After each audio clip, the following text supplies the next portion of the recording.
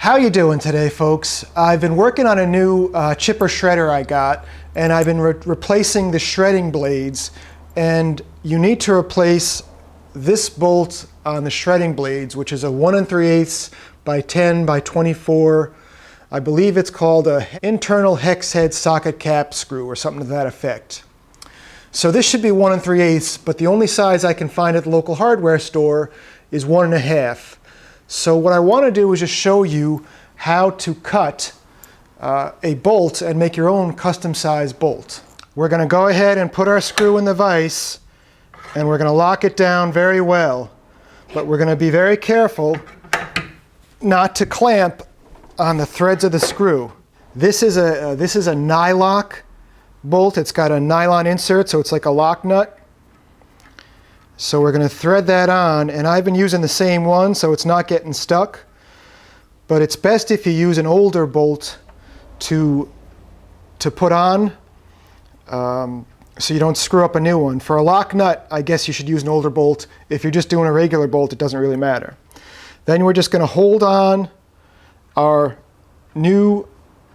old screw, and I'm just going to use this Nylock nut to mark where I need to cut, and I'm just going to cut a little bit outside. That's as precise as I need to be.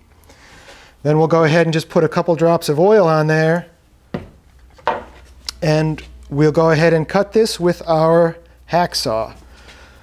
When you're cutting with the hacksaw, you want to do your best not to put a lot of pressure on it, because when you finish the cut, you don't want to leave a big burr sticking off. You want to make a clean cut. And also, with this size and this pressure, if I push too hard, it's going to push it down. Otherwise, just take your time.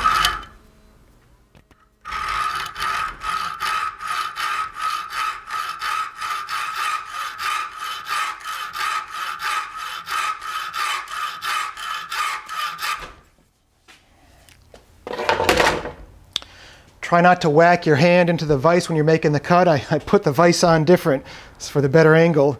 That might start to bleed. So once we've made our cut, we're going to go ahead and unscrew the nut. And what that's going to do is that's going to clean off the threads where we just cut. And you always want to do this. It's the best way to make sure that you clean off the threads, so it's easy to start again. Then we're going to go ahead and take it out of the vise. And you could clean the threads with, if you had like a bench grinder with a very fine grit to it. But I don't have a bench grinder with a very fine grit. I'll just take a very fine file, and you want to be careful you don't leave any sharp edges that could catch somebody. But at the same time, you have to be very gentle with the file, because you also don't want to take off so much that you lose the threads. And then the way you can test it is just take your nut and thread it back on.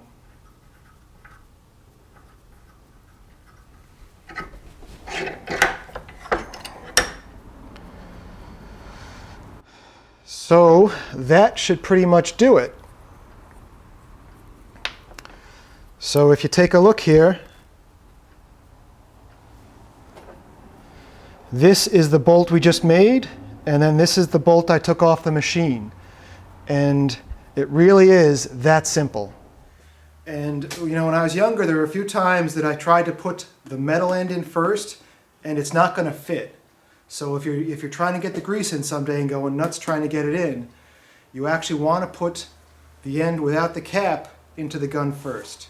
Slide that all the way down.